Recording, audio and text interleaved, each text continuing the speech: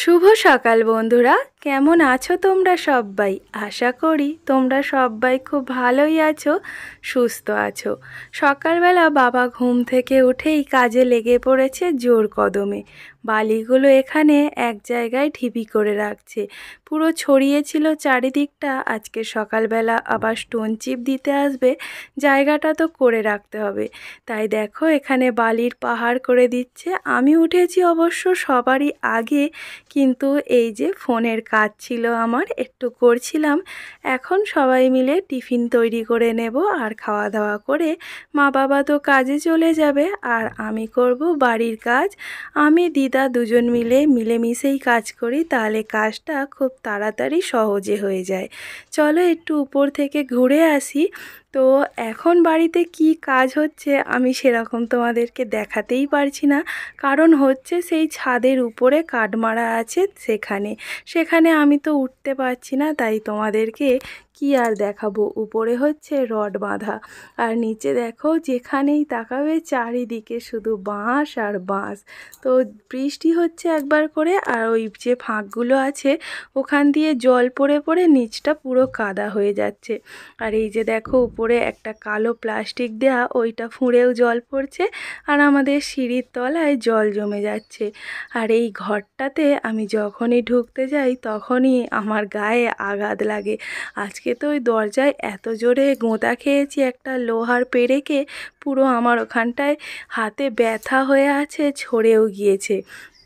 আর এই যে দেখো সন্দেশ তৈরি করা হয়েছে আমাদের বাড়িতে বালি আর সিমেন্ট দিয়ে।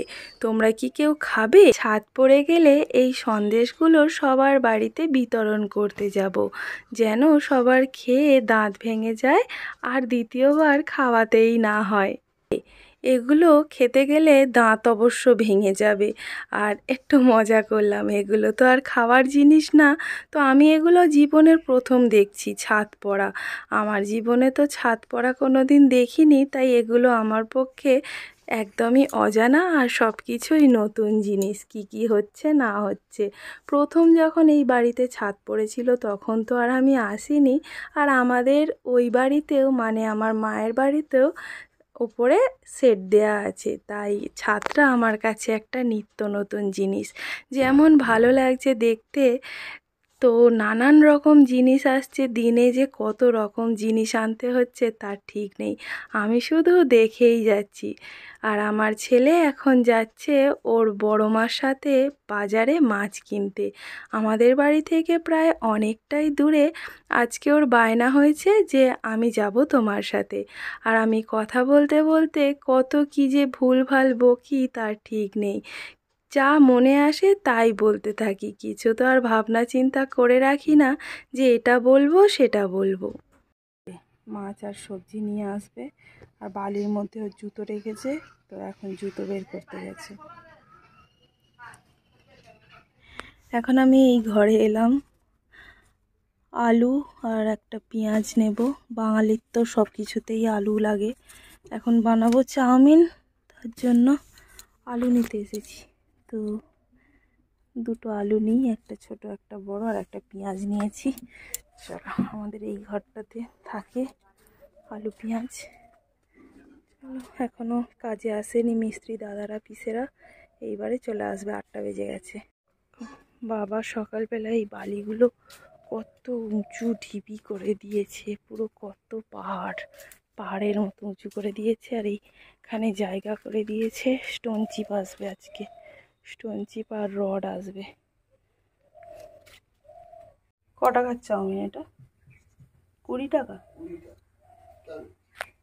এমনি এমনি।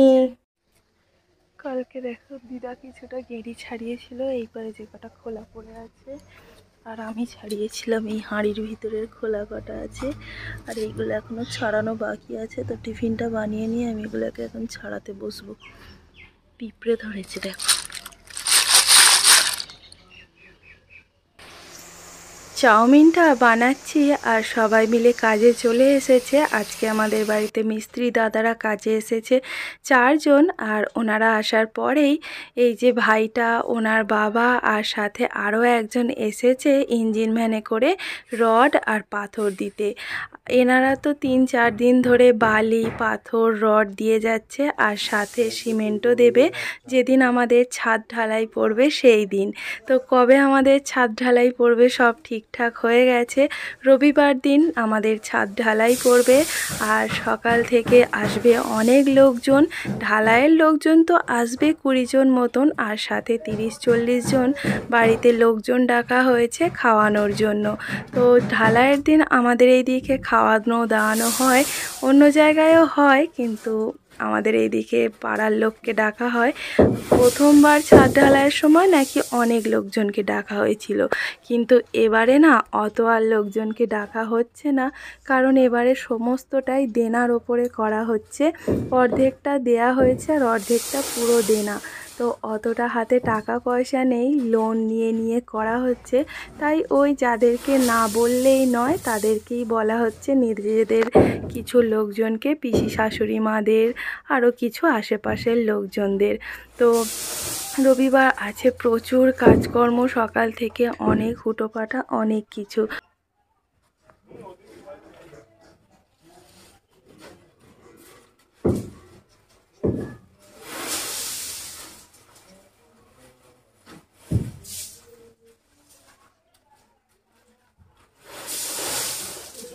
কেরিগুলো ভালো করে বেছে নিয়ে ধুয়ে আবারও ফ্রিজের মধ্যে রেখে দেবো। মা এটা রান্না করবে, কখন করবে জানি না, তো বেশ অনেকটাই হয়েছে এবারে। এখন বাজে 11টা। ওরা বললো একটু চা করে দিতে, আদা দিয়ে চা করে দিচ্ছি, আদা দিয়েই বললো চা করে দিতে। এখন দেবো চা, তারপরে যাবো কলে জল আনতে।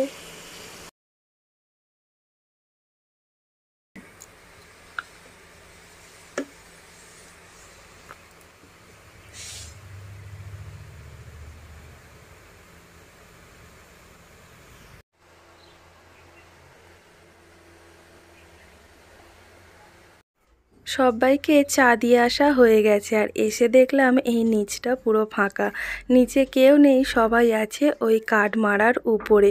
তো ভাবলাম চলো তোমাদেরকে একটু দেখিয়ে আনি কোথায় কি হচ্ছে। উপরে তো আর যেতে পারছি না। এই যে সকালে দেখিয়েছিলাম যে সন্দেশগুলো আমরা বানিয়েছি, সেই সন্দেশগুলো এসে দেখছি পিস পিস করা হয়ে গেছে, তাই ছুট্টে গিয়ে ফোনটা নিয়ে আসলাম তোমাদেরকে দেখানোর জন্য। দেখেছো তো কত বড় বড় সন্দেশ দেবো আমরা সবাইকে। আমরা কিন্তু কিপটামি করছি না।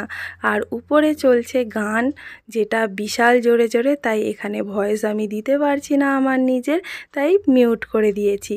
আজকে আমাদের বাড়িতে রান্না হয়েছে ডাল আর পটল আলু চিংড়ি মাছ দিয়ে তরকারি, এর সাথে কুমড়ো পড়লে অবশ্য ভালো হতো, কিন্তু ওনারা বলছে কুমড়ো খেলে নাকি ওনাদের গ্যাসের প্রবলেম হয় একটু। তো আর হয়েছে মাছের ঝোল ঢ্যাঁড়স আলু দিয়ে। বৃষ্টি এসেছে, এখন চুপ কর।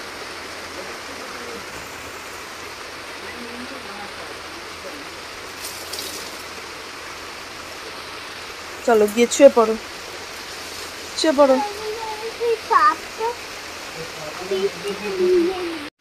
সন্ধ্যাবেলা এখন বানাবো পাস্তা। বাবা তো একটা প্যাকেট এনেছিল 1 কেজির, আমরা সকালে 3 জন মিলে 2 দিন বানিয়ে খেয়েছি, আর কিছুটা ছিল অর্ধেকটা মতো আজকে বানাচ্ছি, সবাই মিলে খাওয়া হবে।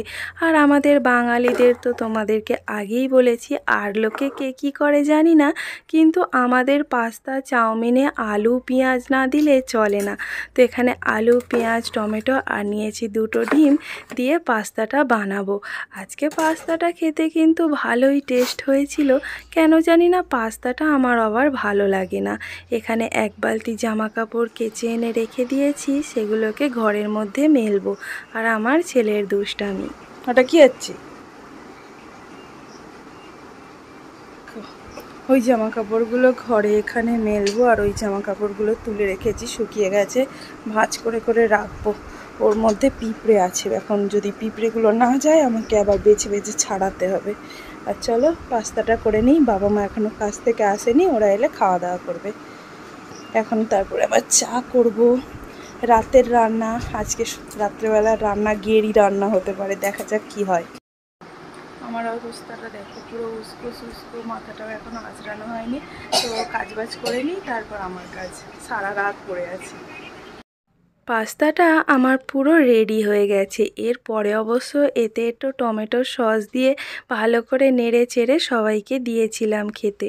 আমাদের বাড়িতে 7 জন মেম্বার, তো এটাকে এখন 7টা ভাগে ভাগ করব। আর বাবা গিয়েছিল একটু হার্ডওয়্যার্সের দোকানে। দেখো কত কি এনেছে। এই পাইপটা যে কত ভারী, এটা কারেন্টের তার ঢুকবে এই পাইপটার ভিতরে। তো এটা এনেছে, ওই যে আমাদের ছাদে পড়ার আগে এই পাইপটাকে বেছাতে হবে। আর এগুলো কি বললো, কেলাম না কি আমি ঠিক জানি না। তো এইগুলো ওই উপরে দেয়া হবে পাখা টাঙানোর জন্য, পাখার ওই কাজ করার জন্য।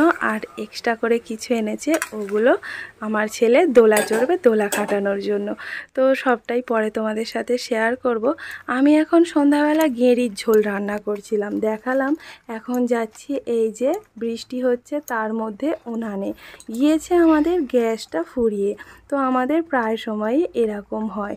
তো এখন চলে এসেছি এই স্লিপ খেয়ে খেয়ে উনানের কড়াটা নিয়ে। তো এখানে ভালো করে ফুটিয়ে নিচ্ছি। ওখানে তো ফোটার আগেই গ্যাসটা শেষ হয়ে গেছিলো। তো গেঁড়ির ঝোল বানাবো, সাথে করব ডিম ভাজা, আর দুপুরের একটু মাছের ঝোল ছিল, সেটা করব গরম। তো আমাদের জানো তো প্রায় সময় এরকম হতে থাকে। আমাদের তো একটাই গ্যাস, আর যখন তখন শেষ হয়ে যায়, বুঝতেই পারি না কি আর করব। চলো দেখা যাক গ্যাসটা কবে আনা যায়। আজকের মতো ভিডিওটি আমি এখানেই শেষ করছি। সবাই খুব ভালো থেকো, সুস্থ থেকো, টাটা।